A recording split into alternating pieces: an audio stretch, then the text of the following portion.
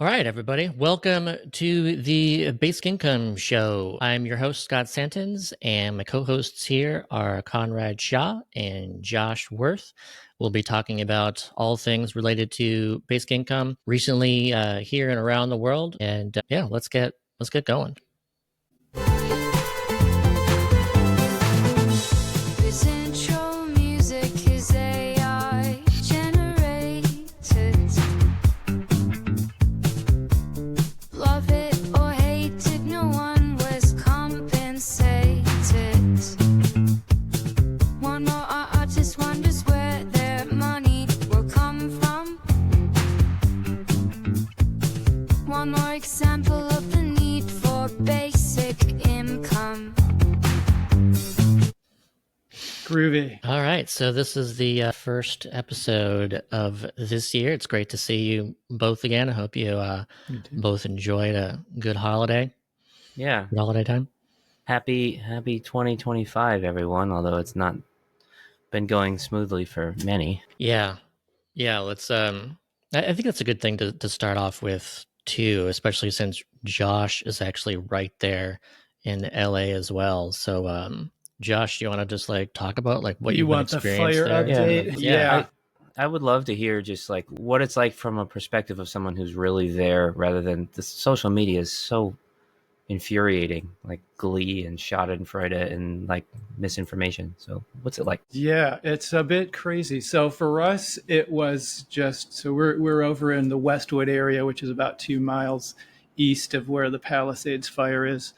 And so from out our window, we're in a 4th floor apartment, we could see just a big plume of smoke off in the hills coming up. And my wife Maureen was like, "Do you know what this is?" And yes, we saw the smoke before we knew anything else. So yeah, and then very quickly found out that it's a bit of a big deal coming up. And Well, that's the then evacuation call. Yeah, I mean the amount of information that was coming in was crazy. So everybody kind of started gravitating towards this one app that was called the Watch Duty app. There was a whole bunch of apps out there for like civic tech solutions for knowing when emergencies are going down, and for some reason this one sort of like rose to the top. So it would show you where all the updates are and where all of the evacuations were happening. And had a bunch of friends that were in the areas that were pretty heavily affected, and don't know anybody personally that lost a home, but I know people that were kind of running around evacuated looking for places to stay. So that was the biggest disruption, was just the fact that all these people were just kind of out and about, homeless, wondering where their houses are, whether or not they've burned down or not. Just that uncertainty was, I think, quite difficult. But for us, we managed to, there was kind of also at the same time a surprising amount of normalcy going on, where you're just reminded about what a gigantic city Los Angeles is, that thousands and thousands of homes can be demolished, and other parts of the city you would not even know it. And people are just going about their business. You're getting your Starbucks, and everybody's kind of like, looking at each other like, like how you doing? How's everything going? Because you kind of have the sense that, there's this bigger thing happening, and it's all, depending on where you're getting your information from, it could be that it's the end of the world, or it could be that it's no big deal. So just trying to track it on social media was very frustrating. The amount of people that were like wanting to just suddenly make this into like their same political discussion, or their same like figuring out who to blame, or it kind of brought out the best and the worst in everybody. What about like personal experience with misinformation and stuff? Well, right now there's a real question about like, what should you be wearing a mask right now because of all the sort of particulate matter from the fires out there? And there's some people saying, that there's things that we can't see or detect, and that they're lying to you about the air quality, because like the air quality near us is normal, seems fine. But then you go outside a couple days ago and there's just ash falling from the sky like snow. It's that information is not super clear, and it's also the blame game is kind of hard to watch. There's a lot of I've been tuning in just to the press conferences that the fire department is holding and that the city's holding, which have been very good. They do it every day, and they bring in like everybody to just give their little piece of the situation. And so that information seems pretty good, but there's this sort of feeling of like we need to spin this in a way that doesn't jeopardize us politically. And people are kind of like, the mayor was out of town when the fire started. And so everybody's like suddenly thinks that she's a horrible person because she was not here when a unexpected fire started. Like it should have been on her calendar or something. So, clearly she was just establishing an alibi, Right. Yeah. Like people are like, she started this fire. There's wanted a lot to of burn down blamey stuff going on. I don't feel like I have any sense of anything. Like, was it arson? Is it Gavin Newsom dumped all of the reservoirs into the ocean or something? Like, right. They just don't know. There's they have a few leads on like why some of the fire started. I think the one in the Altadena fire, the Eaton fire, actually did they did identify that it was arson that started it. But the one in the Palisades, which is I think about twice as big and is closest to us, that one is nobody's quite sure. They've got a few ideas, but with the arson one, I hadn't read that news yet. Do they know? Like, is there any guess as to who, or it's just that it was arson? You know what? Don't take it from me. I don't actually. I've just heard a little bit of bits and pieces. I thought I saw a picture of someone supposedly being arrested. So, but it was a sort of thing I just looked at in passing and sort of absorbed. I didn't really like. I don't want to be a person spreading misinformation. So. The two things I feel closest to, like my part of my radicalization moments or disillusionment with the media, at least, was if you're really in close on something and then you see the way everyone else interprets the news or gets the news.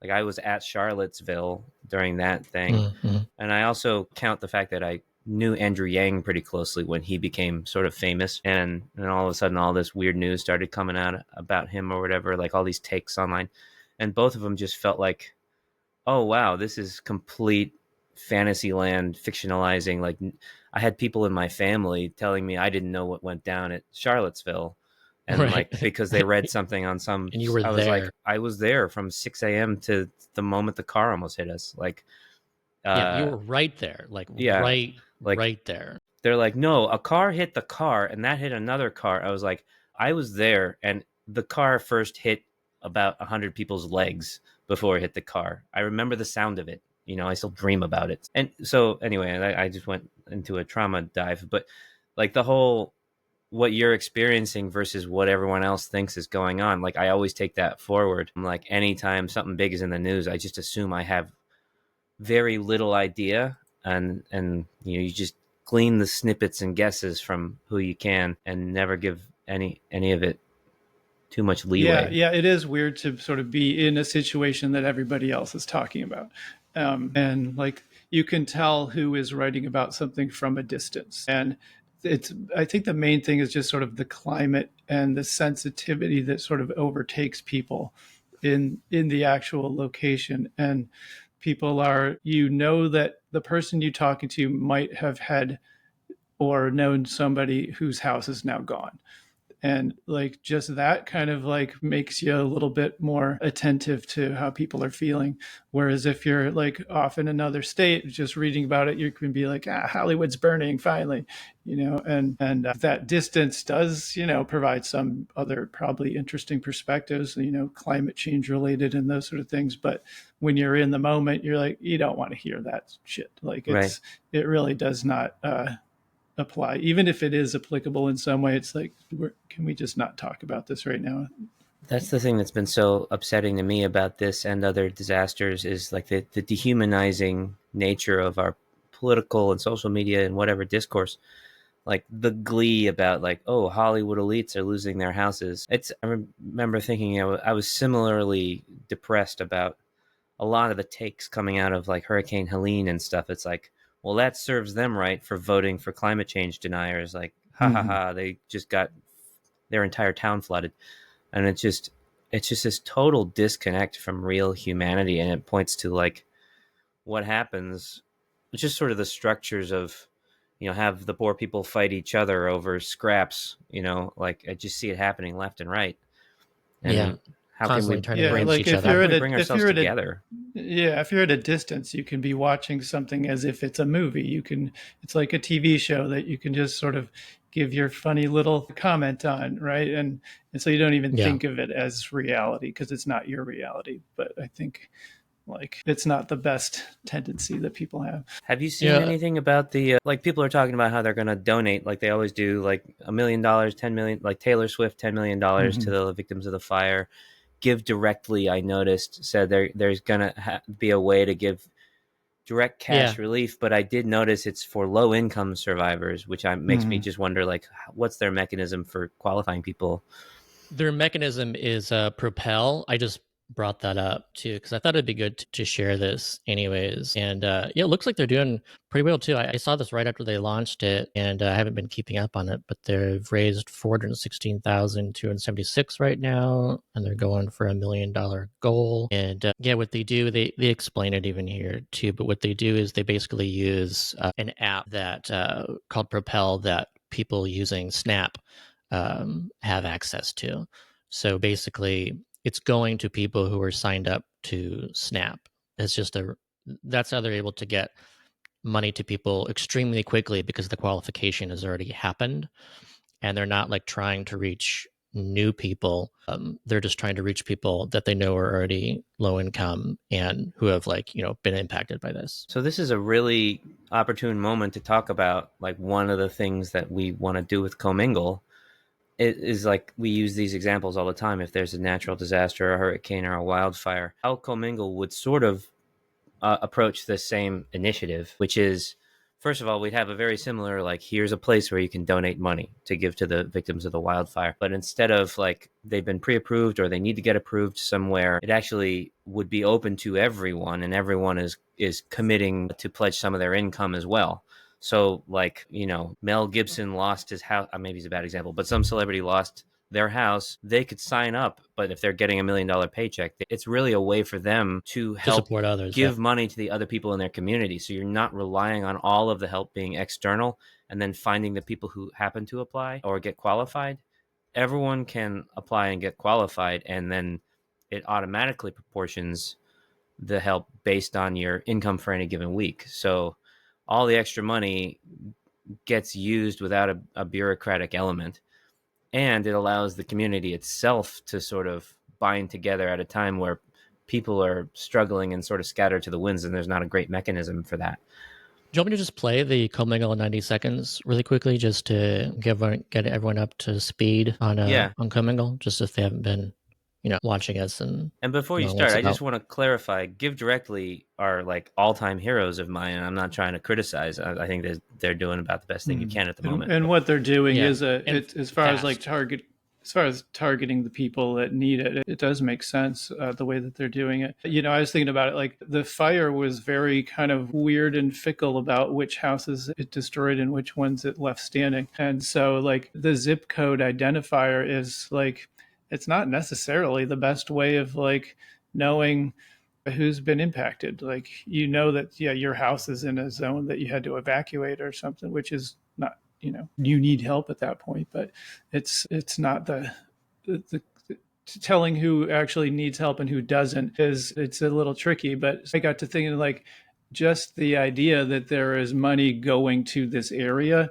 and it's sort of uniformly distributed based on, whether you have income at the moment, sort of, it makes sense to me. Yeah. And so what we're trying to build with Comingle, we'll get into more after Scott shows this thing, is basically an upgrade to the capabilities of something like what Give Directly is trying to do. And we've actually talked to them about, like, we could help you in the future when we're so. Right. All right. So here's Comingle in 90 seconds. Okay, we've got 90 seconds to figure out how to fight poverty and income inequality in America. Let's start with the chart. Here are some people. Here is their income. Some people have a lot. Some people have none or not enough. We can argue about why that is, but let's not. Let's just make this number go up because we care and because it's the 21st century. A ton of research has proven that the best way to make that number go up is with direct cash. no strings attached. So let's agree to set aside a small percentage for whoever needs it more. Let's say 7%. We combine that generosity into one big pile of human kindness, divide it up evenly, then give it back in equal amounts. Look what just happened. These people have more money than they started with. This person saw no difference at all, and these people probably barely noticed.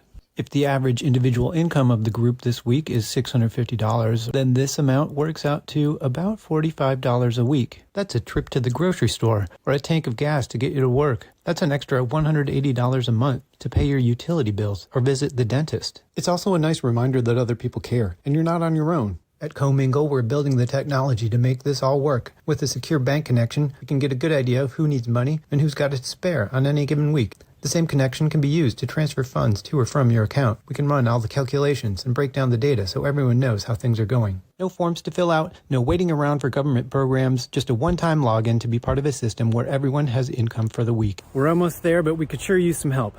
Let's make it happen. Cool. So I want to add that the thing to understand there is that that Comingle in 90 seconds video is describing the base mechanism of mutual aid solidarity that it would run on, that would make it a sustainable, essentially a basic income program for whatever set of zip codes or the country is doing it. And then in the case of something like the wildfire, we could say, here are the impacted zip codes that people are eligible to join from. Anyone can join. And between them, there would be this $50 a week baseline that they've created that would be proportioned differently based on your income. And that leaves the room to then say, like, I can imagine people listening being like, what is $50 going to do, like, in the middle of a wildfire?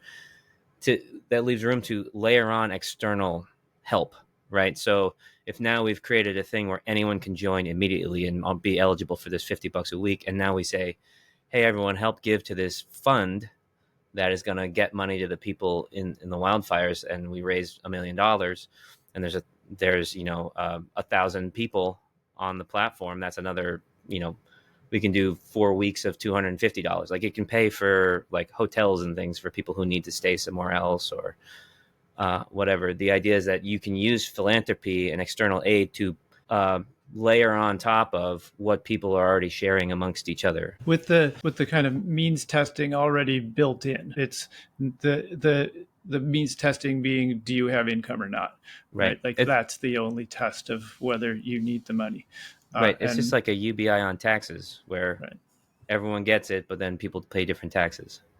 Yeah, or you can think of it as a negative impacts of the 7% phase out. Like, we know that, those are the least will benefit the most.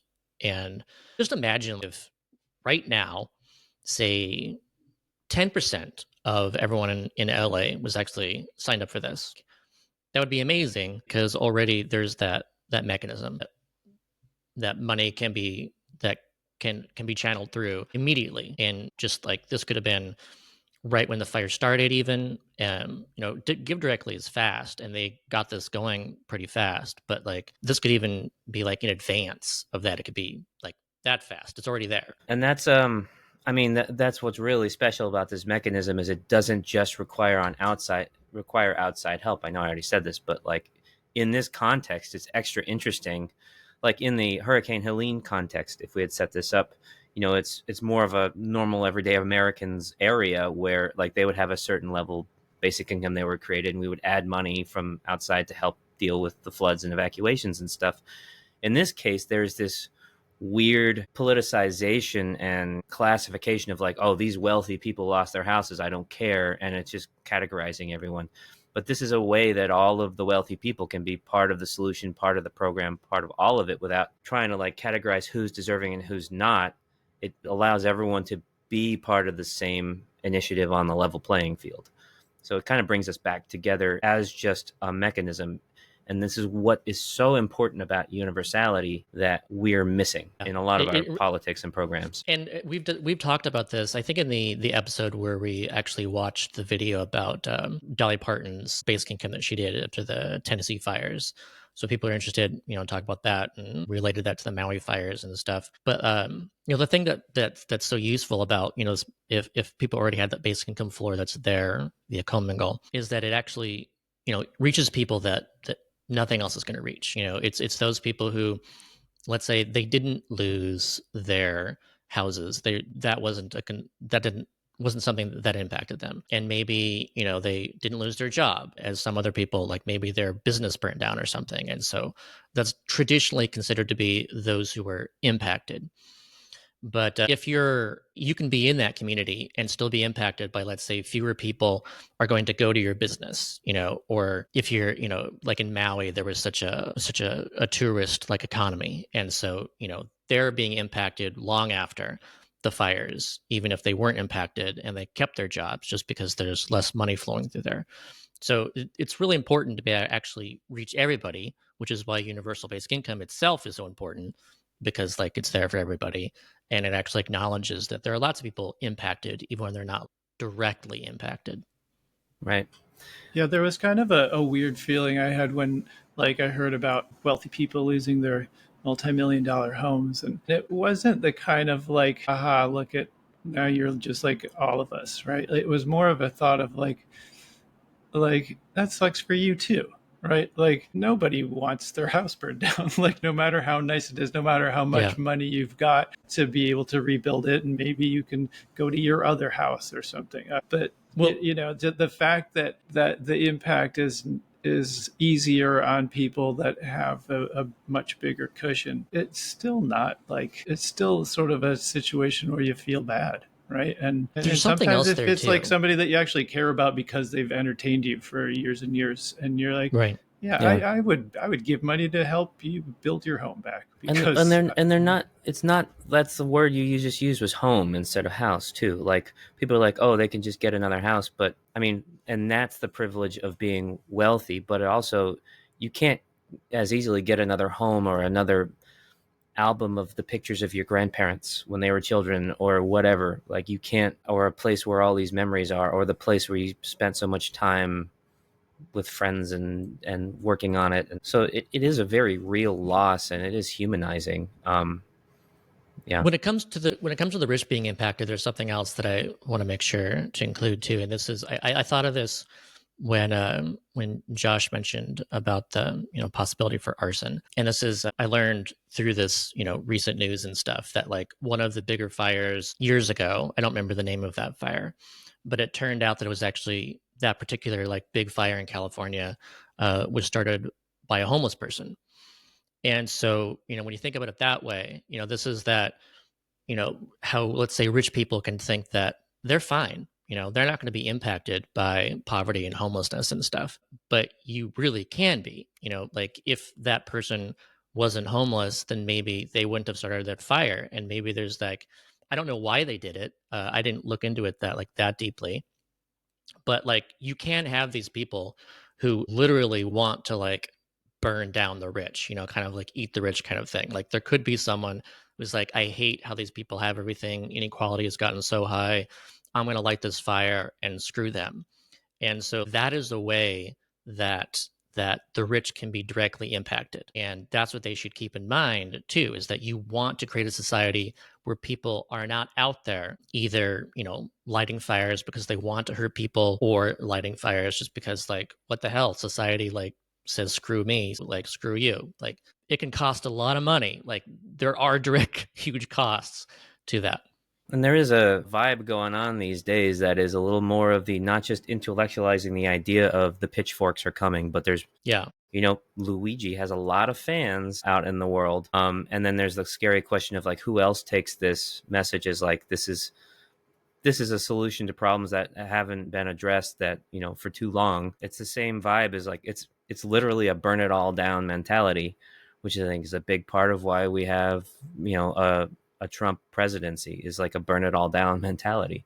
And when you have nothing to lose and you feel like there's no other recourse, people make pretty drastic decisions. You actually had a great article about that I liked about something like this, Scott, about the red button argument. Yeah, the big red button argument. Yeah. Which is pretty interesting. Maybe put that in the links or something. Also, just as an update, the latest about the Eaton fires, that it was downed power lines that started it. So good old incompetence. Nobody to blame there, really. Sorry. Darn it.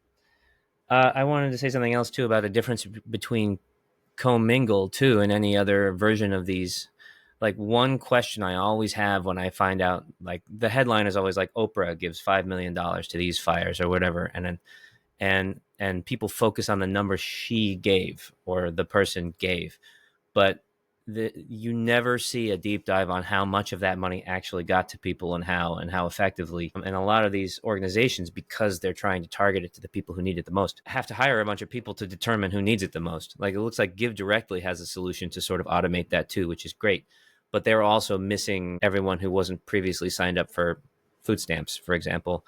But a lot of these, I remember in Haiti, when they had that big earthquake, Americans gave $13 billion to the Haitians through various charities and things. And then a year later, we find out that 11 billion just sort of vanished in a puff of smoke. And the other 2 billion, it was debatable how effective it was or what form it came. The main point of Comingle is to get all the middlemen out of the way and just say, we're going to take every penny and pass it through and have it be automated so that, like every penny you're donating is going to actual people.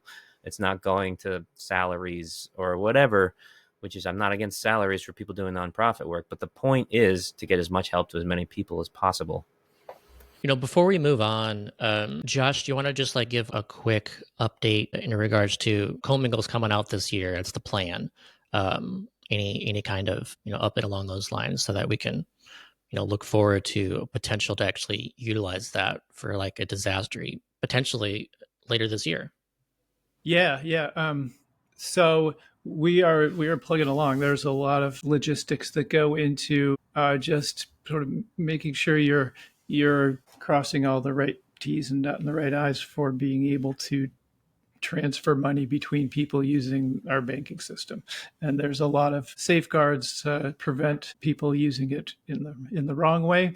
So that means that people using it in the right way need to actually follow quite a few compliance guidelines, which we're doing. And some of those have to do with like data security, and financial data security is particularly strict about the best practices and guidelines. So we are kind of going above and beyond in terms of making sure we're trustworthy according to what all of the banking laws are, and then some of our own rules we need to implement in order to prevent any kind of fraudulent activity, so that we can really say that, yeah, this is a trustworthy app that is doing exactly what it says it's going to do without the dangers of, we are fully aware that people are going to try to abuse the system, and so we are building safeguards against that.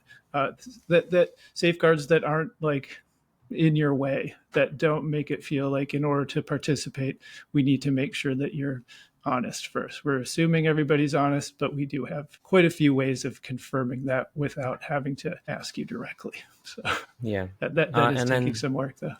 I want to add a couple little things. Is Josh said transferring money between people. That's actually one of the logistical things we found out is it's a lot more burdensome to actually be what they call a money transmitting service or something like that, where you have to get approved in every state and there's higher regulations. And what we realized is that would put us back a ways.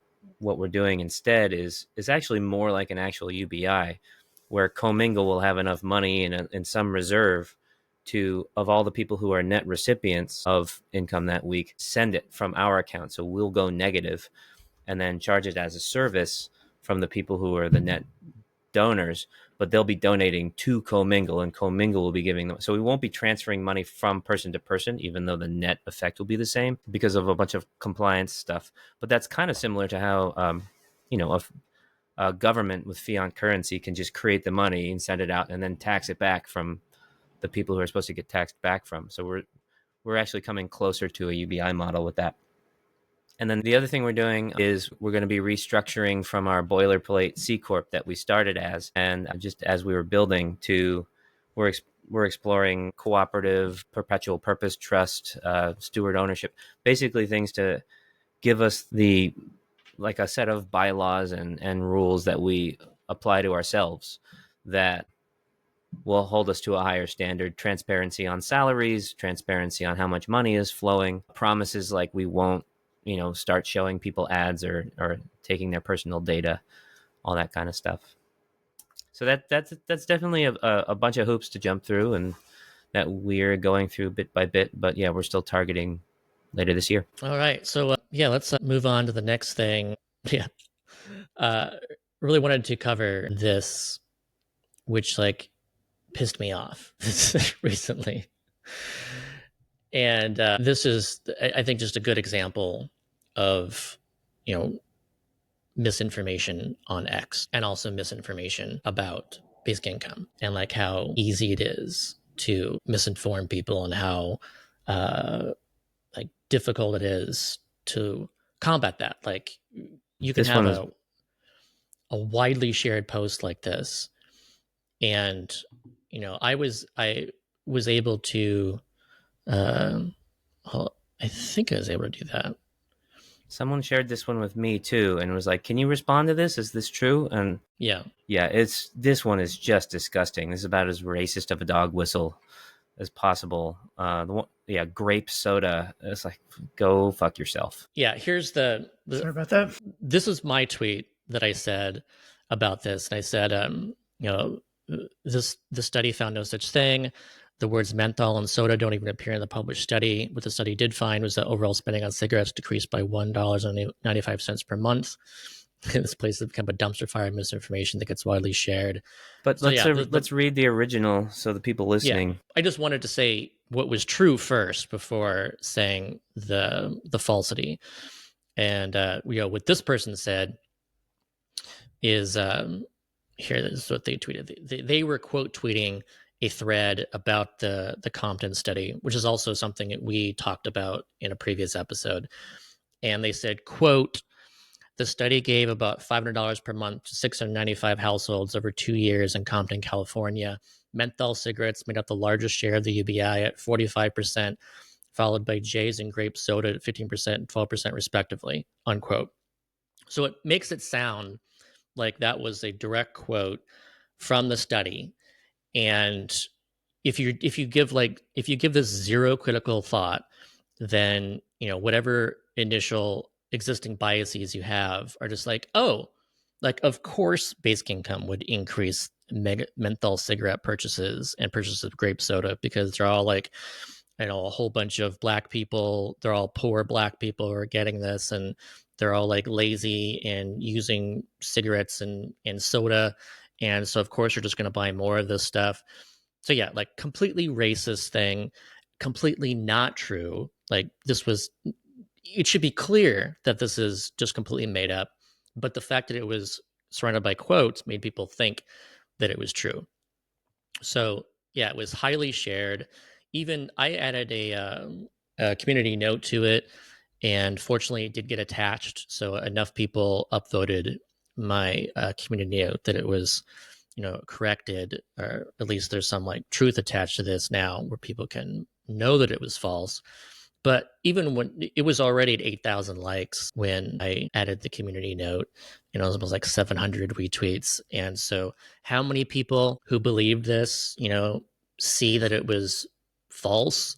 Probably like a very small percentage. And yeah, it's just really discouraging, to go down here through all the tweets too, and just seeing people like, oh, of course, Ha ha ha ha. Of course, yeah. This makes me want to talk a little bit about the new project ITSA is considering supporting, because every time someone sends some sort of hot take or just bullshit misinformation about some study, like this is what they found in the Altman study, and this is what they found here and there, and I don't spend 10 hours a day like Scott, like learning it all, so I have to look it up or just ask Scott or whatever and be like, what's the actual data? Oh, it's bullshit again. There's a project that wants to do sort of like a broad source of information about like comparative analyses of all across all of the studies that have been done. And the way I envision it, that I hope it'll come out, is like, I want to be able to say, just go to this site. They're calling it UBI data at the moment. Go to this site and just type into the headline, cigarette usage, and it'll say these 30 pilots tested for that, and this is what they found. And so that you don't have to like do the whole disingenuous runaround with people on Twitter that are like, source, and then it's like, oh great, now I got to do 3 hours of research now you've just wasted my time by making up some bullshit and forcing me to do a research project. There is, I want to add a little bit more of like what the actual study showed. Here's what the quote from the study says that is concerning the actual like cigarette usage. And although we find a $1.95 reduction in spending on cigarettes and tobacco in direct elicitation across the whole sample, we find no impact on the extensive margin in direct elicitation, the share of people who spend any money on cigarettes or tobacco. Moreover, in the list experiment, we observe a large, marginally significant increase of 15 percentage points on the extensive margin, a departure from findings of negative impacts of cash transfers on temptation goods in low-income countries. So just to kind of translate that, what makes this kind of interesting too is that basically this had a control group. So what they found is that the percentage of people buying cigarettes slightly increased in the basic income group. And that could be seen as maybe people who couldn't afford cigarettes, who wanted them, were able to buy cigarettes. And so that went up. But the spending on cigarettes overall went down. So it also appears that those who were smokers actually bought fewer cigarettes as a result of this. And so, you'd have to look at the comparison between those two to see like, kind of overall what kind of impact that was. But it's always like, that's the kind of detail that you don't see when like someone even just wants to like fearmonger the results of some basic income pilot experiment, where it's like, oh, people worked less or whatever. And it's like, well, are you talking about part-time or full-time? Are you acknowledging like what they did after that? Like, did, care work and over? Like, these details matter. And I just think it's really interesting that they found that potentially smokers bought less cigarettes. Like, even if some other people actually started, like, that's interesting to me too, that you can actually potentially, reduce this through that. Right. Which is also why I want to be able to look at a agglomeration of a bunch of different studies, because my understanding, and you can drop some details in if you want, Scott, but across pretty much all the pilots, they find that UBI correlates with, or direct cash correlates with, less vices, less drinking, less drugs, less abuse, less smoking. Like, these are escapist behaviors is how I sort of rationalize that outcome. If your life is less, something you want to escape, then you do it less. But that's what they find across all of these pilots, is less of these negative outcomes. So picking one specifically unnuanced look at one data point in one study, is it just an endless goose chase? Yeah, I would consider it like it's intellectually dishonest just to like cherry pick some one thing out of like one pilot and ignore like the breadth of studies and the context of the findings and the context of the design of the pilots and all that. But we can expect a lot more of that. Along these lines too, we cover this next. And so here's, this was shared with me recently. This happened just 2 days ago. And, basic income came up in this conversation between Tony Robbins and Chris Williamson. Chris Williamson has like over 3 million followers on YouTube. Here's what they said. It's just a quick thing. The payments, what's it called? UBI.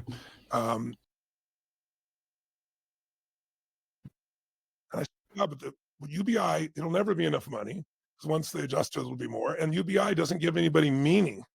Like, there's a fascinating couple of studies that you probably know in the last 6 months about that.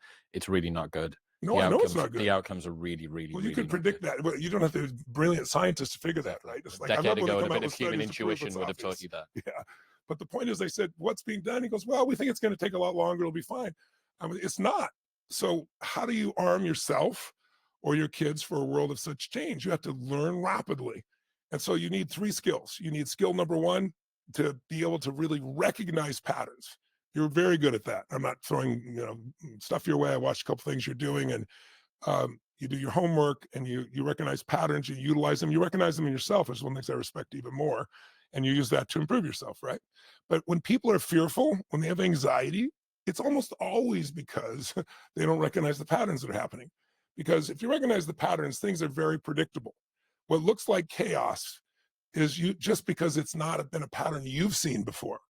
Like if you look at history as an example, he's like, this has never happened. You hear people talk about we've never been this divided as a country and all this stuff. It's such bullshit. And There was a civil war.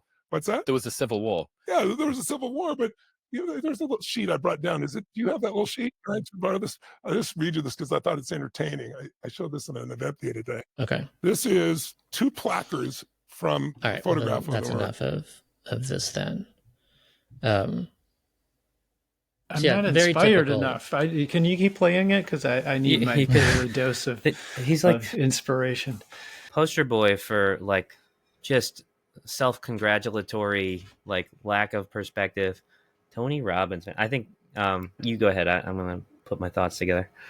The weird thing about that too, I thought, is and I have to find this again. I probably should have already prepared that, but like Tony Robbins actually did have something positive to say about basic income years ago. It's like during Yang's campaign, and I don't remember exactly what it said, but I liked how Tony Robbins was like expressing support. So he seems to have flipped now, and I don't know like what op-eds he's read about the studies, but I guarantee you he hasn't read the actual studies. Like he's read someone's opinion of the studies, and he's like, oh, looks like these aren't working. And Chris Williamson, with his millions of followers, I doubt he's read the actual studies, and he's doing the same thing. He's read some kind of op-ed or 1 or 2 or whatever, and he's like, oh, well, these agree with my biases, so yeah, this doesn't work. And they just immediately discount it. Like, they didn't even talk about it. They're biases that directly confirm like how special they are for being able to figure out these patterns and things. It's like the just world fallacy from the side of the winners of the supposed just world. Then I think I've talked about this before, but that's what's so insidious to me about the just world fallacy, and like it's your fault if you make it or not, and you just have to make yourself better, is that it's more understandable for guys like Tony Robbins and this guy with a lot of followers who are super successful to say, yeah, well, the world makes sense. I just figured it out, right? I saw the patterns and I worked hard. And then, but the really insidious part is there's a lot of people watching who are like admiring these guys. Like, I want to be like that. And if I just figure it out, like, then I can be. And that's a lot of the message that they're selling, this hope, where I think why it works so well is it's easier to tell yourself that you've just fucked up so far, or you haven't done it right, or you haven't figured it out yet, than it is to acknowledge like the system is actually not built in such a way that everyone can make it. Like, a lot of people are gonna necessarily be poor and struggling and suffering in the system as it is. That is a lot more depressing of a thing to wrap your head around than it's like, I just haven't done it yet. So even though it's like I'm a lesser person than these people sort of worldview, it's more acceptable to look at that than there is no hope for me, no matter how good I am. Yeah, I mean, I'd like to think I'm a person that recognizes patterns also, just like Tony Robbins. And I think the pattern I recognize is that when you have less money, it's harder to get off your ass and do something. Like, it's harder to like follow all of the wisdom of Tony Robbins to like, live your fullest life when you're broke, and when the pattern you're recognizing is how screwed up the financial system is. Can we use this as a segue to talk to do that bootstraps tweet I mentioned before? Because I think this one's fun and it's very relevant. I was pretty happy with the opportunity to bring in this little gem today on Twitter. Do you want? Shall I read it so you don't have to? Okay. So we have it on screen. All right. Yeah, and then I want to read. How about I'll read the post I was responding to, a little bit of it, and then I'll let you read the response or something like that. But I want people to hear, like, there's this very classic messaging that is very rah-rah America, and then learn a little something about this idea of bootstraps. You finding it, Scott? Yeah. There you go. So first, click on Hannah Cox's original thing, and I'll abridge it, but just so people have an idea of what I'm responding to. She says, so she self-describes herself as a rabid capitalist, if you look in her profile, and she's one of those. So she says, it is vital that America bring back the pull yourself up by your bootstraps expectation. The left undercut this pillar of our culture and belief system a decade ago by pushing the notion that not everyone has shoes or shoelaces or thumbs. Blah, blah, blah. Skip down.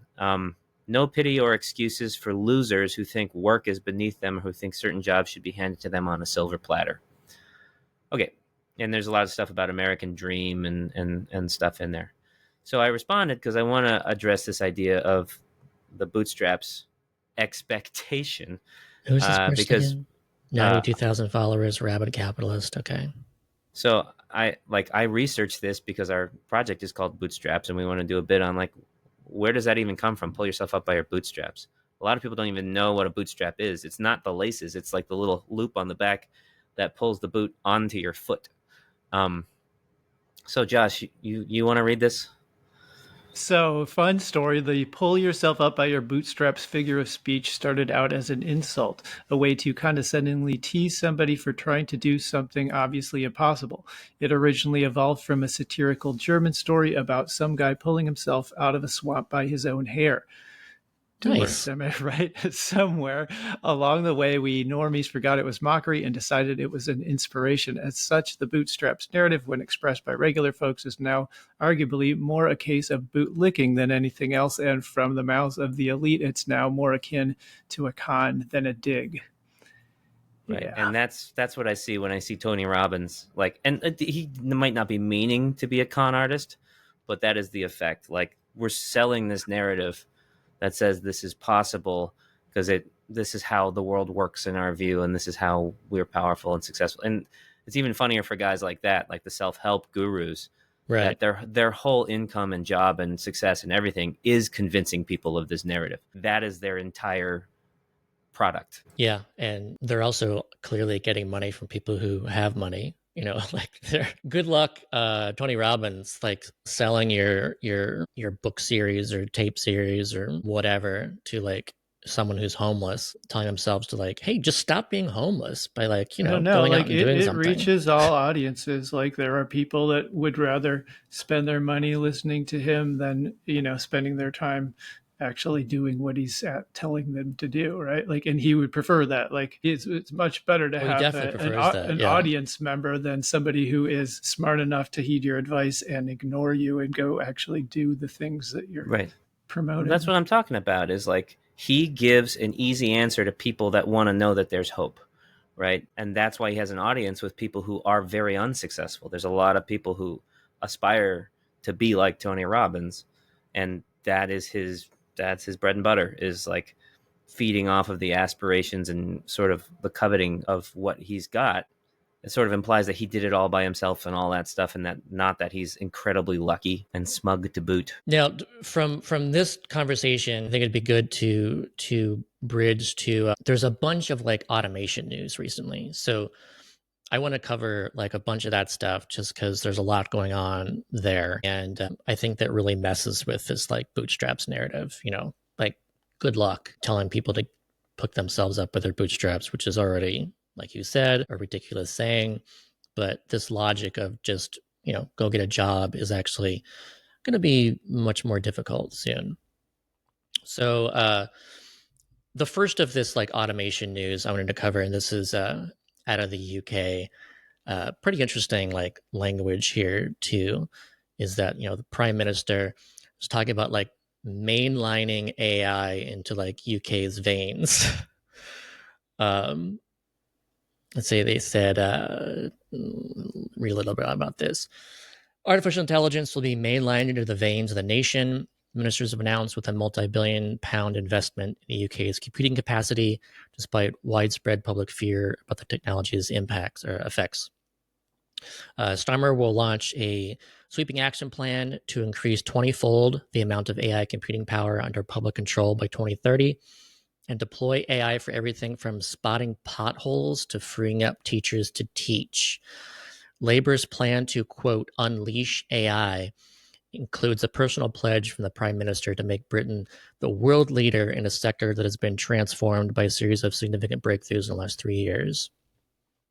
The government plan features a potentially controversial scheme to unlock public data to help fuel the growth of AI businesses. This includes anonymous NHS data, which will be available for research and innovators to train their AI models. The government says there would be a strong privacy-preserving safeguards, and the data would never be owned by private companies. Ministers believe AI can help tackle Britain's anemic economic growth and deliver, according to its own forecast, an economic boost rising to up to £470 billion over the next decade. So there are a couple things in this news like I wanted to make sure to highlight is first of all, like it's really interesting to me that they're really leaning in to the data side and just like it. We've already been talking about how basic income should be seen as a dividend because we're the ones who trained the data in the first place, and we're the ones who provided a bunch of public funding to the R&D. And yet, what they're doing, or they're looking to do, is that they're actually going to feed a bunch of public data. So, like this is from the National Health Service there, and they're even talking about like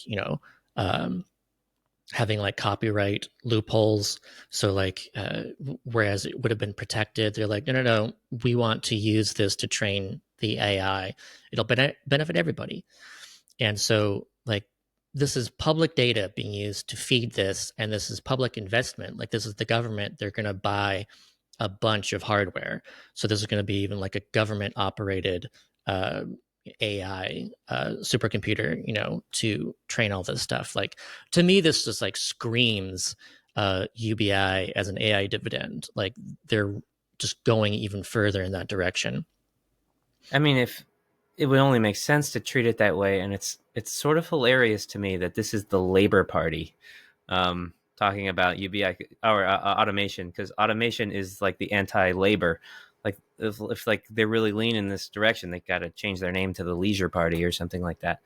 Or the robot Labor Party. Like imagining like a union, like the longshoreman thing recently. Well, that had that big old kerfuffle over both wanting to be paid more and also automation. And it's another example of how automation is going to happen. Like they didn't get any sort of, from what I understood, they didn't get any sort of, they didn't get any protections against automation. They did get pay raises, but I think they gave up on automation. And it's like, that's coming. And the regular meme, maybe there's a way to pop that up in the whatever, but the one is like the two ways to think about, AI is like the stick figure who's droopy and sad, who's like, oh no, automation is taking my job. And then there's a stick figure who's happy. He's like, automation's taking my job. It's like, it sort of requires us to get beyond the thinking that the only work in life is a job. Like there's way more work to do. And maybe that's what, like labor, the messaging, labor just means labor market, right? So then what do we frame our thinking about and our political parties about and stuff if the labor market sort of disintegrates? Yeah, I mean, and people are so upset with this, there too. Like politically speaking, I don't understand how any politician can be talking about, like, it's one thing to be AI friendly, and it's another thing to be a politician and say, we are going to utilize public resources to go hard on AI, and we're going to automate as much as we can because it's great. And people, it's just the obvious concern Period. is, well, what about end my of job? Story. What about my wages? So yeah, it's like at least pay lip service to basic income. That's the danger is they'll talk about it and then they won't do it. But like, can we at least be honest about this and be like, okay, there's going to be labor impacts and we should cover that. And even if you're not paying lip service to basic income, pay lip service to all the people who are like, right, the impacts of what it. about my job? I'm a pothole counter, like what am I gonna do? So like if these politicians want support for stuff like this, then they have to at least be talking about it so that people aren't afraid. But right now they're afraid and they're getting more afraid from stuff like this. And you don't win elections that way. You can't like scare the shit out of people. It's just not a good thing to do. Especially if you're the Labor Party. Like Right. You have to mention the effects on labor. I would think. Well, so the funny thing too on this is I thought this was particularly funny is that they mentioned the spotting potholes to freeing up teachers to teach. So like it's out of all the examples you could think of as to like why you want to put public resources into AI, these were the examples. So spotting potholes. That's funny because like are potholes not being filled because we don't have like AI to like find them? Nobody has noticed them yet. Like, Right. yeah. Nobody sees a pothole. What is this thing that is Well, causing that's my what I car was- to bounce up and down so horribly? That's what We I was had a referring to, computer is like to analyze this situation. that's what I was referring to, is like the great dearth of pothole spotters in the economy, and the pothole spotting union. How are they going to respond Right. to this? Like if only we had drones flying overhead, like doing 24/7 surveillance for holes in the streets, then we could actually fix those holes. But we don't. So, governments have no idea that there are potholes. So how are they supposed to fix them? Then the other funny thing was the freeing up teachers to teach, because like this goes right to the labor part where freeing up teachers to teach, which means that so teachers will spend less time like prepping and like grading and stuff.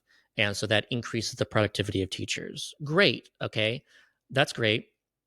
But a government doesn't like that's not the goal of the government. What the goal is to making teachers more productive is that you could actually use one teacher for 50 students instead of one teacher for 30 students or whatever.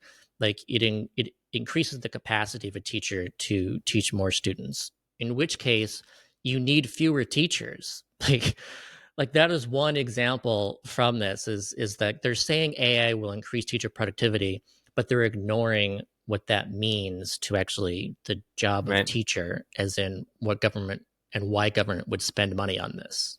Yeah, and this could have, like, in the AI good future, this could mean education in general becomes a ton cheaper, because a lot of what drove the prices up in the US is all the administration. And if administration can largely be automated, that's great, and we can all afford college better.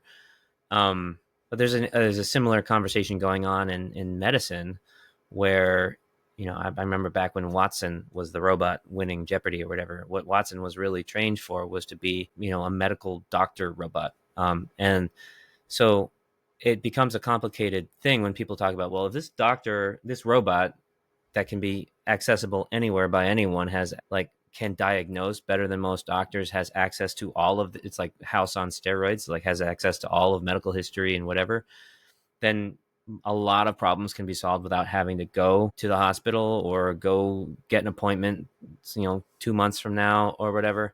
And some response to this is like, well, doctors are overwhelmed and overburdened. That's why everything takes so long already. So what this would really do is to free doctors up to serve more people. Like it would get less of their admin, and they could do more personal bedside care, all that kind of stuff. And that might be true. We might have better access to healthcare by the same number of doctors, but at some point that shifts to needing doctors less. Or maybe doctors become essentially nurses or nurse practitioners, or like you don't need to go through 4 years of med school when this laptop did it for you.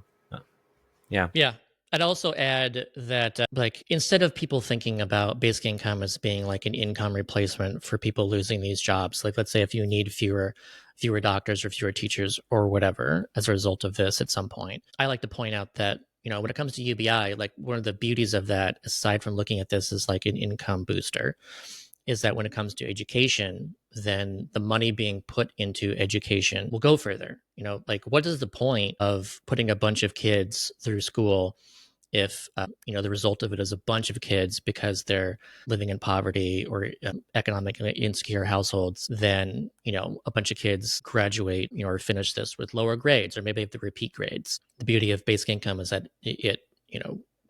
kids are able to have full stomachs when they learn, so they're able to do better. They go home to more secure environments with less stressed out parents. Their parents have more time to work with them, so kids can actually experience better outcomes from the money being put into public education.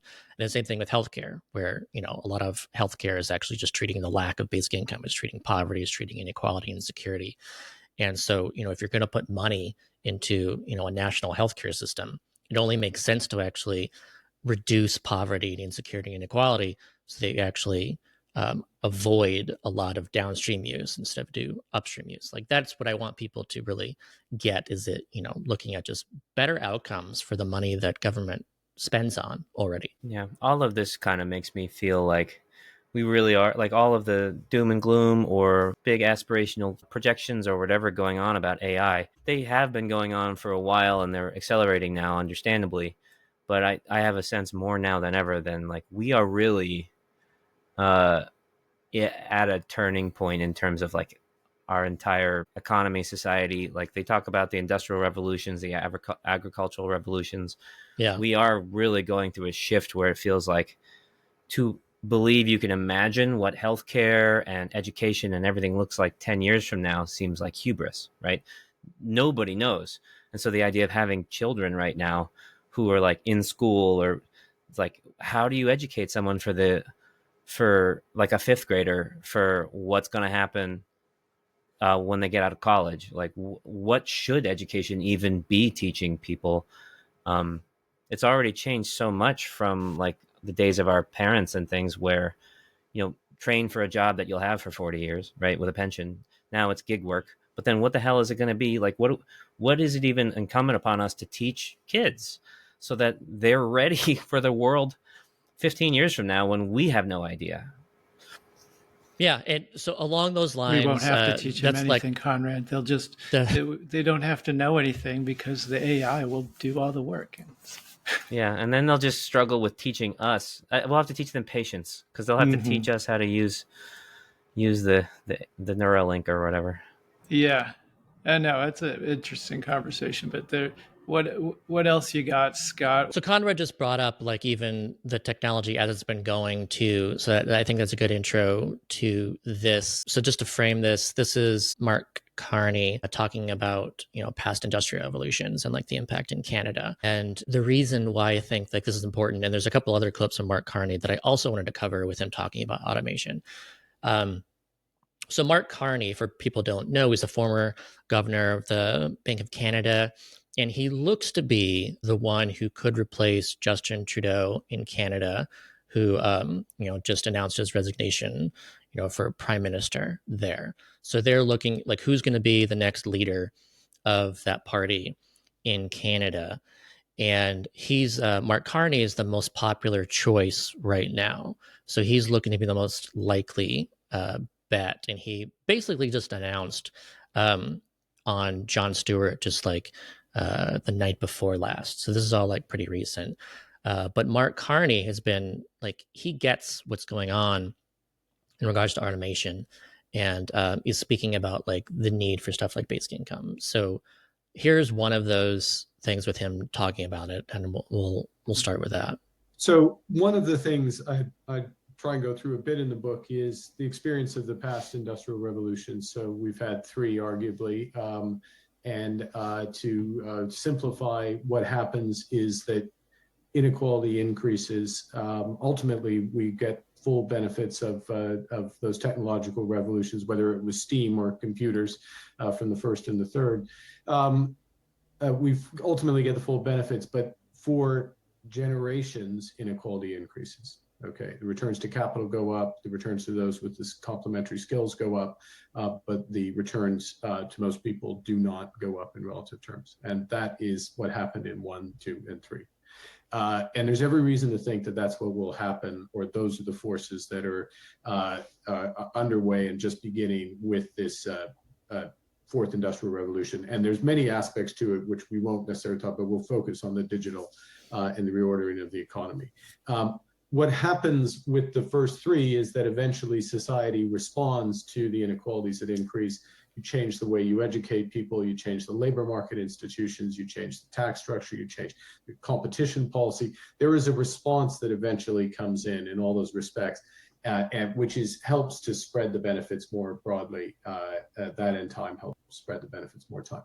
So the argument of the book is, okay, well, if we're headed, do we want to be digital by default? Do we just want to let the forces of these great new technologies, and they are, amazing technologies that will create possibilities at least I can't fully imagine, and solve issues that are intractable at present. Do we just let them run their course for decades Or do we start to change some of the aspects of the way the economy works today so that the benefits are spread much more broadly than we anticipate? And obviously the argument is that we do that today. Yeah, that reminds me. So when we were doing research for the project, we interviewed a bunch of experts around the country before we even started on Bootstraps and the docuseries. And we interviewed Albert Wenger in New York City, and he has a take on this that I've always liked. So this guy we just showed, Carney, and also Andrew Yang, and a lot of people talk about it as the fourth industrial revolution. Albert had a different sort of way of describing it, and he kind of took us back through history where first we were all hunter-gatherers, then there was the agricultural revolution, which took X number of years. There was a major, massive shift, and we didn't recognize, like we were totally unrecognizable from the people before the shift. Then there was the Industrial Revolution, which had the same sort of thing. It was a little bit more of a compressed time frame, but we were an entirely different economy. And moving from hunter-gatherer, he liked to define things in terms of scarcity, which I like. So the scarcity in hunter-gatherer times was food. Having food is security. In agricultural time, the scarcity is land, and having land is security. And similarly, it's basically capital. And then when we moved through the Industrial Revolution, capital became the scarcity. It became the way to accumulate power, and it was less tied to land. And so the way he describes what's going on now, and he says we're partway through it, and each one is like exponentially faster than the one before, is that we're going through the digital revolution, and the scarcity is attention. That is his guess for like what the real capital in the future will be, is attention, which, you know, he said this to us like 8 years ago, but it really jives with like everything going on. Like the people, like when we try to like make a deal with a celebrity to do one tweet about a thing because of how impactful that is, like that's the future, I don't know, power structure and power source is this, the ability to command people's attention. And that's always been on my mind, like this accelerating framework. And then the other thing that goes with each revolution is, like Carney said, a great deal of struggle afterwards, like world wars and things come out of all these revolutions. And what he posed to us, which is I think the work we're trying to do, is say, if we have enough of an understanding and foresight to see that this is coming, can we do this revolution knowing full well that we're going to come out on the other end having not recognizing the economy, but can we get there without major catastrophic struggle like global wars and refugees and things like that? Can we do something more proactively this time to get there in a more comfortable way? Yeah. Also, like how to avoid a bunch of Luigis, is something that the rich should definitely be concerned about. Because I think we're already seeing this disruption, and a lot of it is even just fear-based, as in like what could happen. But I think also there are people who have already lost their jobs to various forms of the new form of AI now, some large language models and image models and these kinds of like that. But yeah, so here's another one from Mark Carney. Every technological revolution mercilessly destroys jobs and therefore livelihoods and therefore identities. This was true of the eclipse of agriculture by the Industrial Revolution, the displacement of manufacturing by the service economy, and now the hollowing out of middle-class jobs by automation and global sourcing. Many citizens in advanced economies are lamenting loss of control and losing trust in the system. To them, measures of aggregate progress bear little relation to their own experiences, and rather than a new golden era, globalization and technological change are associated with low wages, insecure employment, as Ed said earlier, stateless corporations, and striking inequalities. And this process can lead to either nationalism or patriotism. And all too often, the former, the ready, vicious default is chosen. Us versus them, the people versus the elite, the virtuous and the damned. But of course, it doesn't have to be this way, but it will be without radical action. Patriotism is earned by countries whose actions live up to their values. So again, like he's not talking about basic income, yet, but he's clearly talking and acknowledging the impacts of automation. And he's even like leaning into the fact that this isn't just about like lost jobs and stuff, but how does that impact governments? And I think, that was, before the election that we just witnessed. And I think even when it comes to the election of Trump and when it comes to what's happening around the world, that I think it's all tied up into this, where people are feeling differently about government. It's not working for them. And so what happens? Right. I like that guy. I wish we had someone like that running around here. He's way too smart to make it in America. So here's the third and final one that I want to show of Mark Carney. Will be created, but old jobs will be lost. And the question is, what happens to the people in those jobs? Are they ready for the new jobs? How do you get them ready for the new jobs? And look, the lesson of previous industrial revolutions, and we are entering two industrial revolutions at the same time, the sustainable revolution and the AI revolution. The lesson of previous industrial revolutions is what happens is that you go through a long period with huge change of jobs and industries, and that workers are slow to benefit from the benefits of those new industries. Now, that doesn't have to be the case, and what happens is that eventually people get retrained. Eventually new social safety net and welfare systems are put in place to support people, but it happens decades after the fact. The political process lags.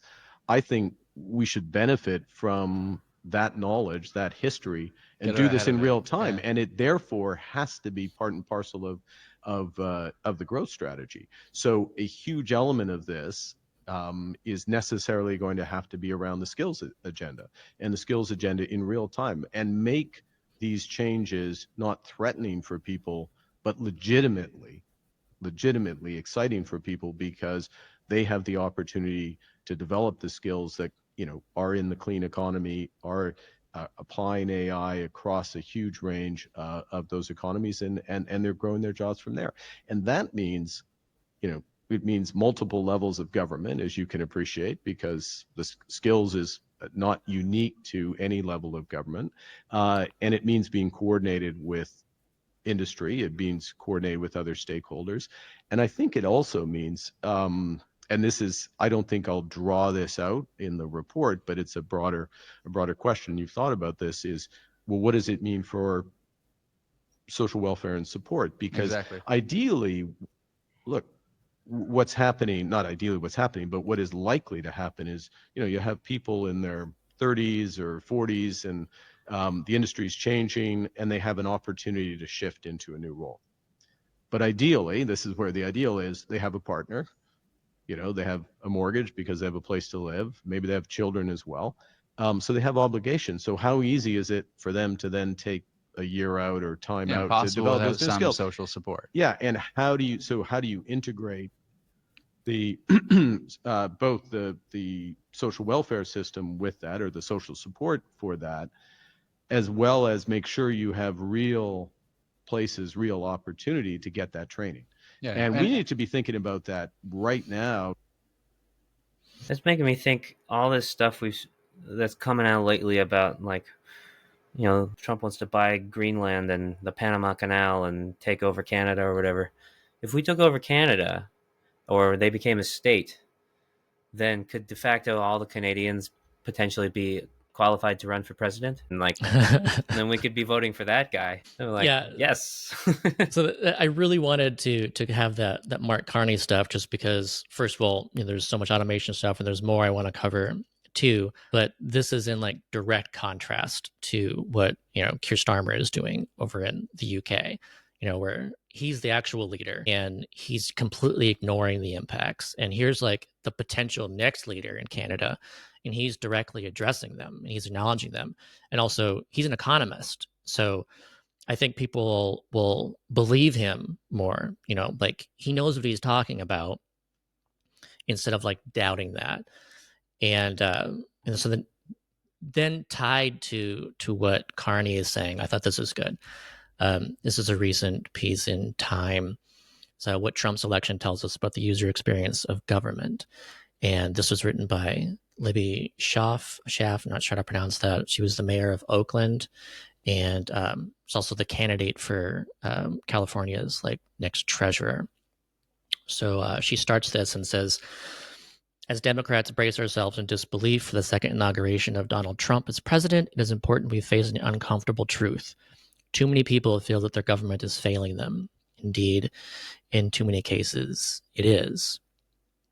American Opinion Survey suggests the public trust in government is near historic lows.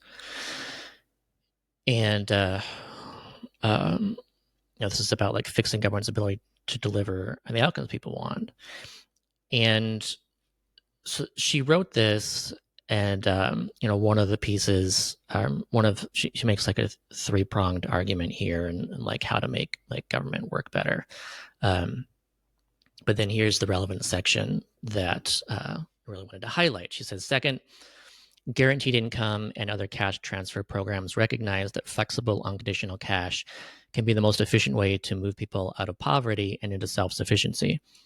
Families and political leaders alike are frustrated with the plethora of specialized social programs whose cumulative requirements have made claiming public benefits its own full-time job. A poor family must go through each program's arduous process to receive each initiative's specialized assistance. For example, there is one program that helps with baby food, which is WIC, another for adult food, which is SNAP, another for childcare, another for housing, etc. The concept of guaranteed income is old, but the growing movement is new, with lessons available from 150 cash provision initiatives like Magnolia Mothers and 72 local government-sponsored pilots like Stockton Seed. These flexible cash programs have been found to not only reduce economic hardship, but also show unexpected benefits, including improved mental well-being, increased housing mobility, better access to childcare and elder care, more upskilling among workers, and higher grades for children. So, yeah, I just wanted to highlight a couple of things. Not as the mayor of Oakland, she also was like, there with the Oakland pilot. So she experienced this, and she got to take credit, for the success of one of these pilots. And, now she's like, potentially going to be the next like treasurer for California. And I think that points to like one of the benefits of all of these pilots is that you're getting these people who have increased their political capital by being involved with these pilots. And then, as they go up, they're like saying, hey, this actually works. And then like from the, again, kind of like with Carney being an economist and she's like running for treasurer, like, I think that speaks well. And I like that she's actually making this argument saying, hey, Democrats, like you have a problem with means testing and you're pissing people off and people are losing faith in government. So one of the key things that we have to do as a party is to actually make sure that government works for people. And part of that, as an example, like a policy to pursue, is basic income. Like that is something that Democrats should be considering as like part of an overarching strategy to get people to regain faith in government. I wanted to mention a couple of the comments, just a couple of comments we're getting through the live stream. So Mongoose says, Trump will push for universal basic income. He will be influenced by Elon Musk and Vivek Ramaswamy. So I think that's pretty hopeful. I don't think that's going to happen. Yeah, sure. I wouldn't put anything past Trump, ever. He can do anything. But I don't think Elon Musk is pushing him, and I don't think Vivek is pushing him either. Like that's kind of the weird thing. We've talked about this in a previous episode too, where they should be actually advancing basic income as part of their Department of Government Efficiency stuff, but they aren't. Like neither of them has ever mentioned the possibility of basic income actually leading to more streamlined government. They should have and could have, but they have not done that. I don't think that they will do that. Maybe in coupling with a couple things, it obviously makes sense, and maybe something that would make it happen is one, they'll be in power during the dramatic labor market disruptions that could happen in the next 4 years. And two, if we pitch it right. I always like what was his name? I forget who we interviewed that said who made the argument to convince Trump about UBI, and it was basically you'll be the greatest president of all time. You will have abolished poverty, which is even better than abolishing slavery. And we can call it Trump bucks. And so, yeah, maybe there's something there. GFZ says, what would David Graeber say? Why are you even having most of these jobs? Here's what is exciting, not having a ball and chain to some corporation. And yeah, that's always part of it too, is this idea of, we're so committed to this idea that the way to be a real contributing person in this world is primarily a job. And if anyone hasn't read David Graeber's Bullshit Jobs book, I highly recommend it. But there's just sort of a premise that a lot of the jobs we have today are not necessary. They don't help the world. It's sort of something we've created to cling to this sort of hierarchical infrastructure around jobs and classes and bosses and things like that, where if we become less useful through automation and it's harder to even make a case for why anyone would pay us, then maybe some of these bullshit jobs just sort of go extinct.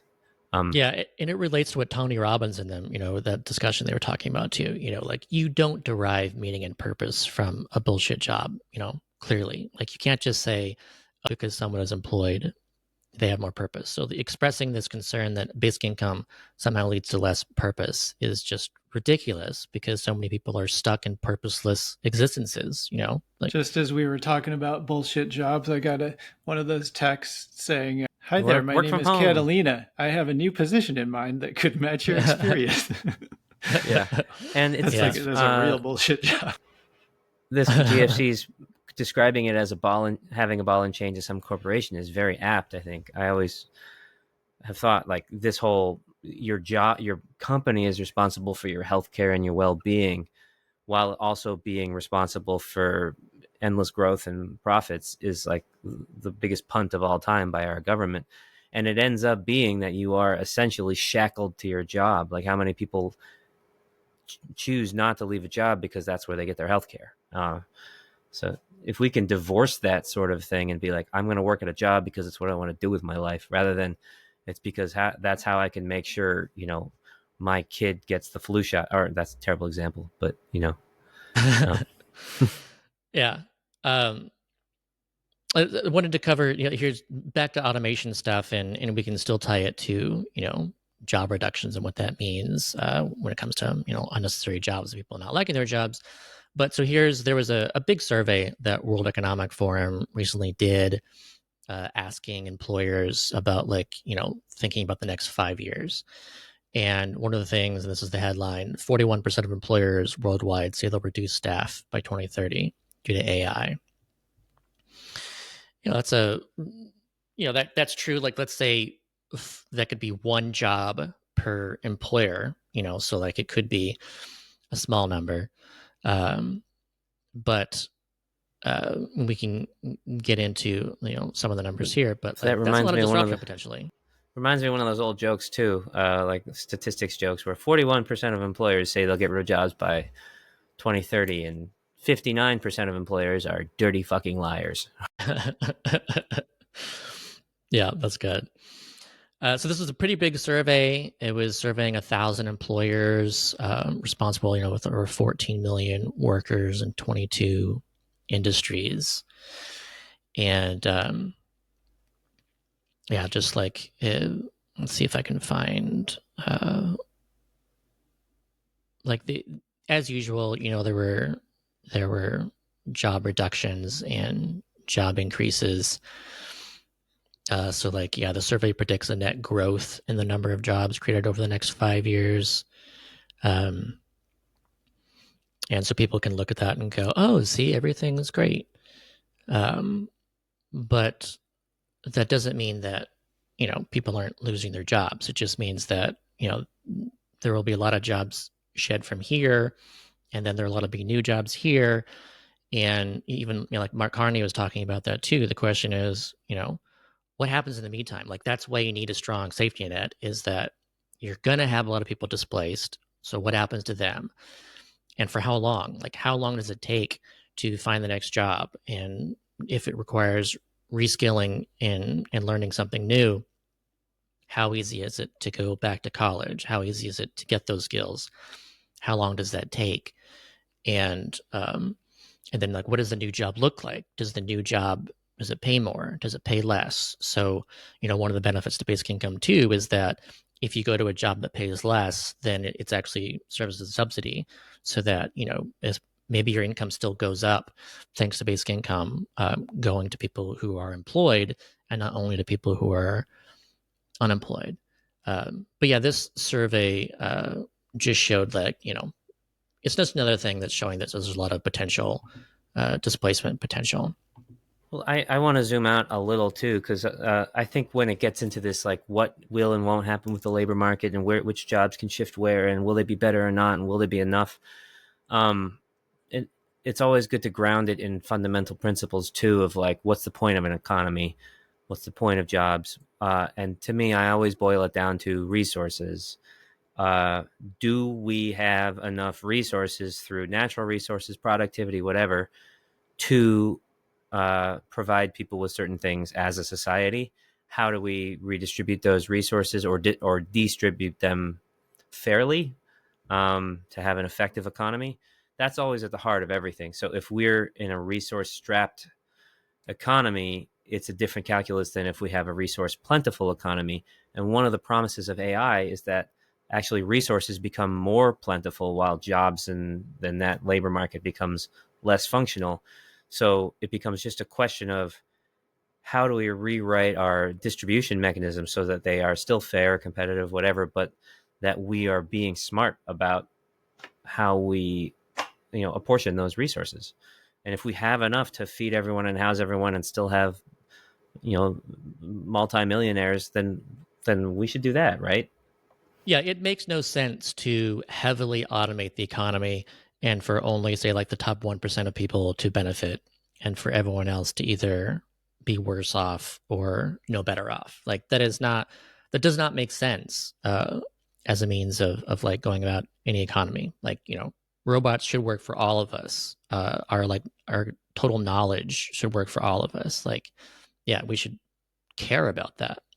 I think in that way, AI is going to force the issue with making us acknowledge our interdependence in a way that we haven't in a long time. Like this rugged individualism sort of theme and narrative in the US is easier to sort of believe in when you still feel like you're walking around every day and you're working and you're spending hours and you're getting money, you're going to the store, whatever. If you're not able to work and do your side of the equation, but you still need access, you have to acknowledge that you are dependent on something much more than we have more recently, even though we still are very dependent on like all the structures and the history and the laws and the stuff that we have around us, making our interdependent life possible. It's going to be harder to ignore all of that and imagine that anyone does anything on their own. Yeah, I hope that someone looks at like a high functioning humanoid robot as like being something that we all made possible, like generations of people building on top previous discoveries and work, instead of thinking, oh, like Elon did that himself. So like clearly Elon should benefit and become like a trillionaire because of this robot. Like, no, of course not. The eventual conclusion is that he did it and he deserves everything, and we all should just kind of die. Like everyone else should die now. Like that's where that thinking goes. That's what I mean. It'll be a much more stark, like, oh shit, we are in this together thing.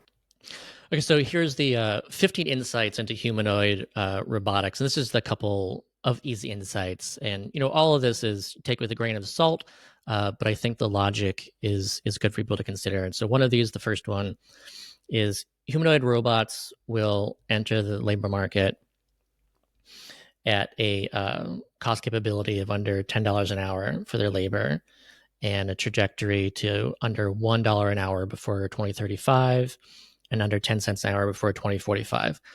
So all of these are estimates, but I think it's good and I think accurate to point out just the trend of that.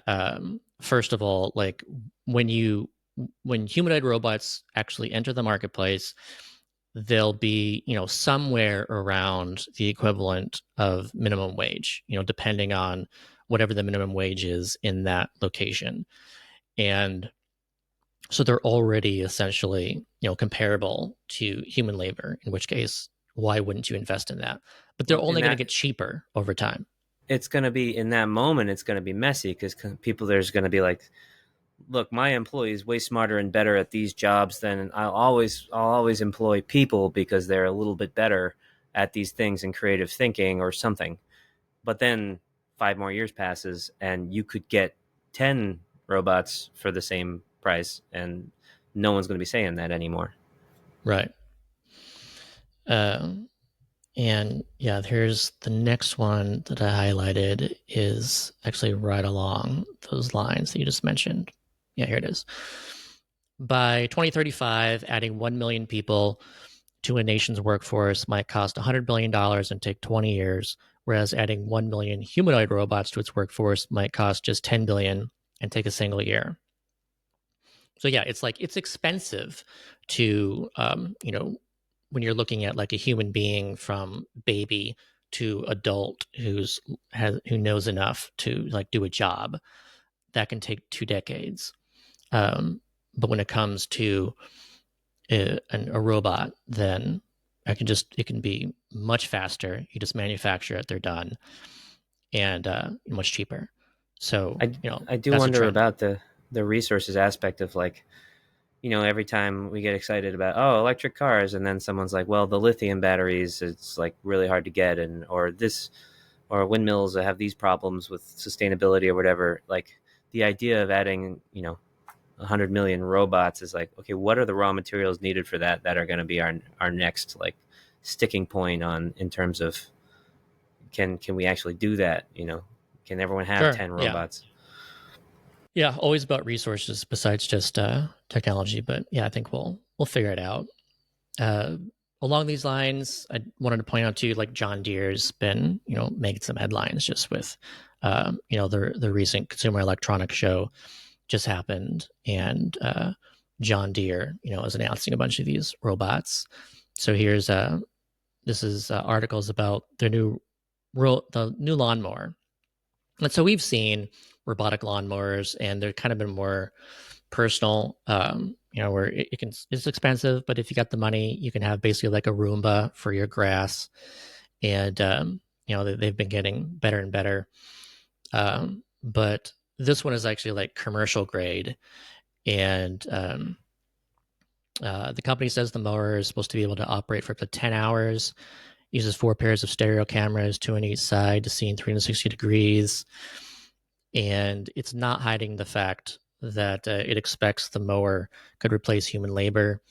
Like even in the press materials, they're talking about like how, these companies that, like mow lawns for like cities and stuff are having like a really hard time keeping enough qualified labor on staff to handle that. So, this seems like one of those things that we'll see more of, where like, yeah, if you can automate that job with a robot like this, it's highly impactful, then you can. And this too, I thought it was funny that earlier you mentioned my Big Red Button argument article, and in that article I also actually talk about robotic lawnmowers as like an example of like the going from like one to the next, and like the degree of like technology effectiveness and productivity and stuff. So yeah, like here we are, and John Deere is like really looking to automate stuff, and it's not their only thing. They've got like a bunch of even agricultural stuff, orchard tractors and stuff that can spray crops and like pick crops and stuff like that. I've been waiting for the residential option that'll also identify and pluck crabgrass and then maybe plant some new seeds. Like I'm holding out for that model. The next thing I wanted to cover here, we got a few more minutes left, and this was Sam Altman's blog. He just wrote another thing recently, and this section here raised some eyebrows. He wrote, "We are now confident we know how to build AGI as we have traditionally understood it. We believe that in 2025, we may see the first AI agents join the workforce and materially change the output of companies. We continue to believe that iteratively putting great tools in the hands of people leads to great broadly distributed outcomes. We are beginning to turn our aim beyond that to superintelligence in the true sense of the word.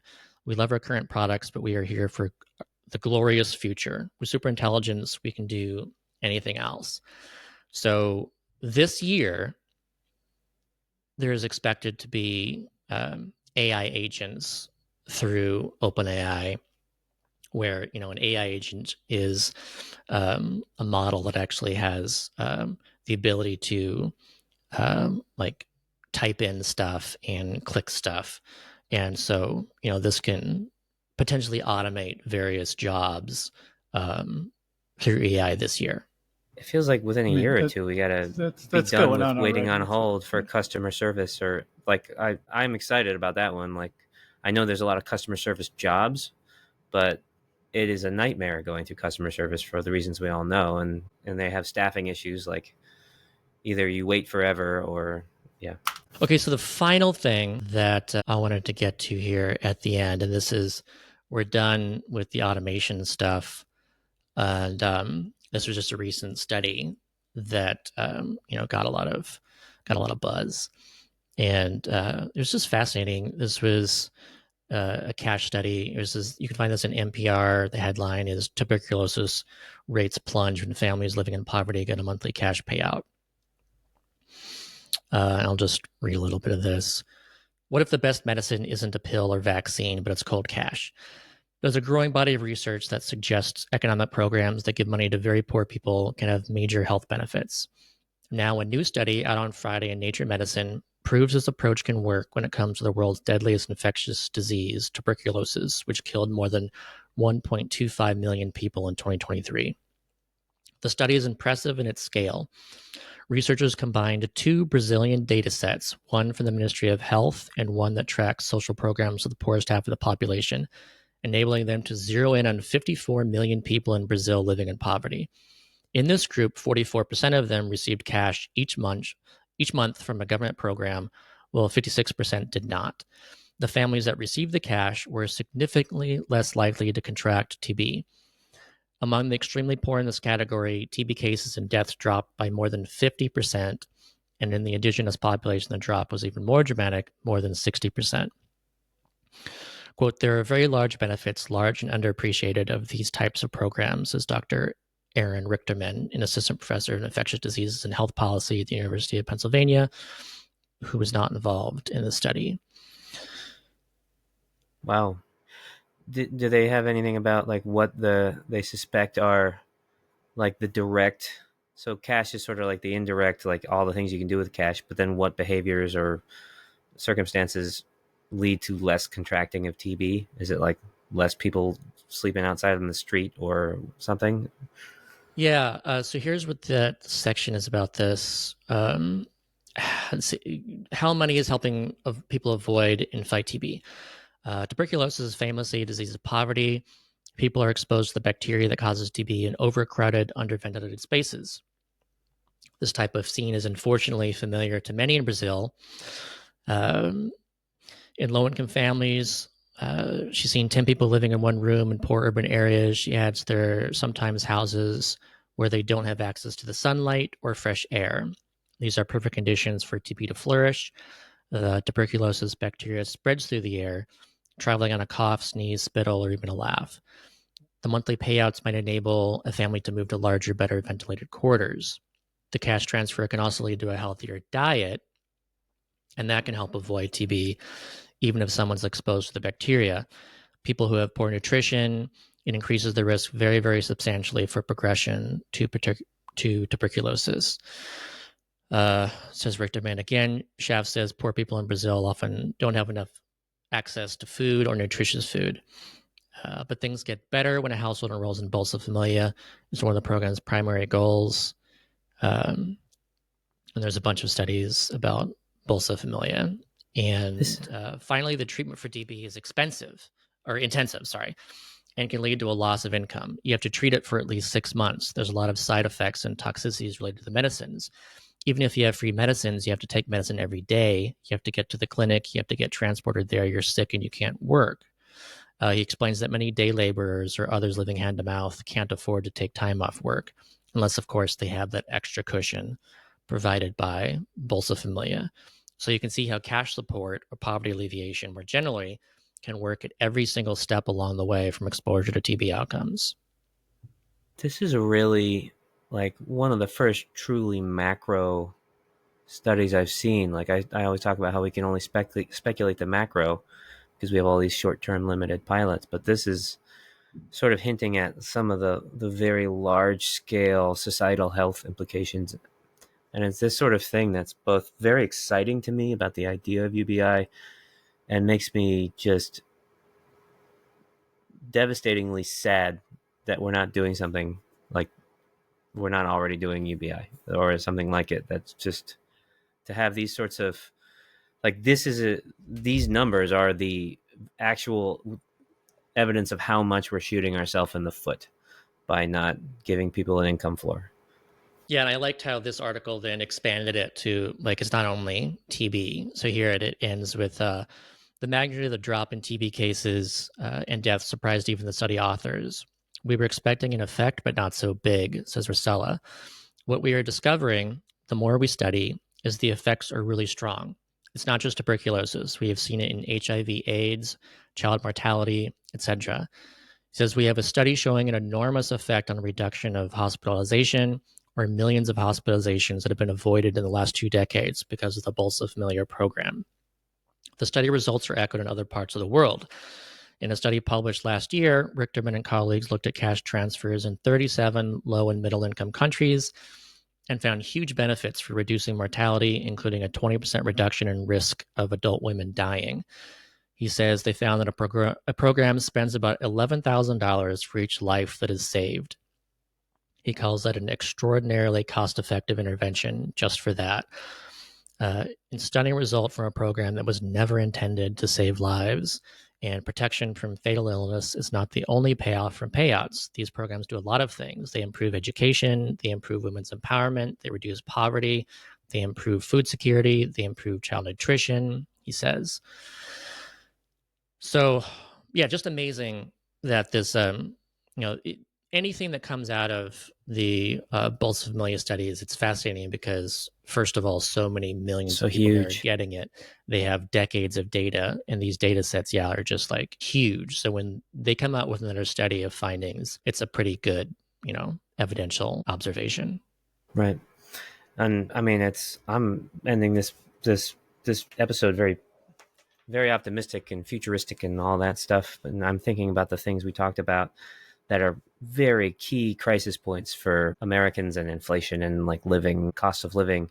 And the ones that are the runaways we've talked about today, except for housing, which maybe needs more regulation. But education, we talked about how AI could really help bring down the costs dramatically of education, and health, where AI plus UBI can bring down the costs dramatically of health in like way more access to the medical information and services through AI, and way less need through just basically the preventive power of cash and lack of poverty. And so these are the cost drivers of why things are getting so damn expensive. And maybe finally this is a hint at like the futuristic predictions, like it's going to be super cheap to live, and so it's going to be a lot easier to effectively have like a high basic income, if with a smaller amount of money. Yeah, and like we should have started with a small UBI decades ago, and everyone could have benefited from growing productivity for the past few decades. Everyone should be benefiting right now. We do have the capability of ending poverty right now. And as automation increases and productivity increases, the amount of UBI should grow so that we all benefit more, and so that amount can increase. And I guess I just want people to think about that too, in regards to, like you don't need to demand that UBI be $4,000 a month right now. Like it's unrealistic. It's never going to happen. And you're thinking about basic income wrong if you're thinking that. Like, do not think about basic income as an income replacement for jobs. Not yet. Like that could be decades in the future. Who knows at what point, where or if like suddenly, like 50% of everybody like can't find any job. Like I don't think it'll be that severe, especially if there's UBI, because there will always be some amount of demand for people wanting human labor. Like just because you can get a cheap product off Amazon doesn't mean like you never order anything, off of Etsy. There's always going to be people like making homemade stuff, and there's going to be people like wanting that stuff by humans, and we should all and benefit. Performances. I always want to watch creative performances from people. I think I'm not just gonna like, oh, a robot juggling. Like, I don't care. Right, yeah. Like there's definitely robots that can juggle, but like, is that super entertaining?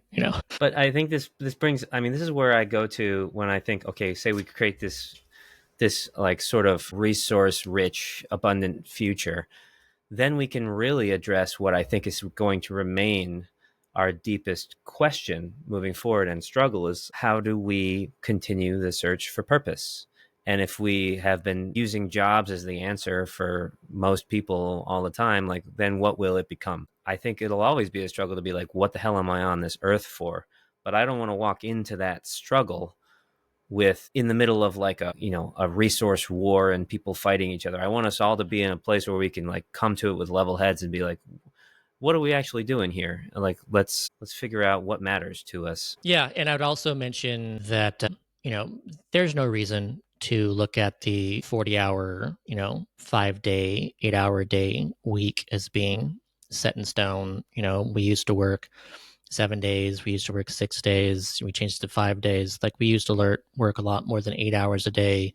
Unions help change that. If there is actually not enough jobs for everybody to be able to earn additional income on top of the UBI, then, let's chop up jobs differently. Let's have a 4-day week. Let's normalize a 6-hour day.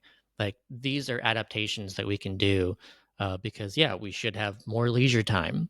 And as a result of automation as well. I still say life is work. I'm always going to work 7 days a week.